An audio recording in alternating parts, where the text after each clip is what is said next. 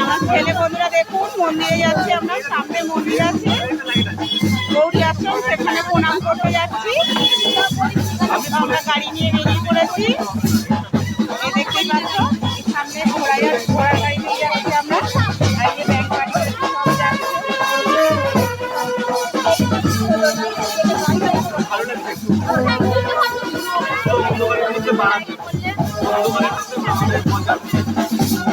একটা আলো না দিলে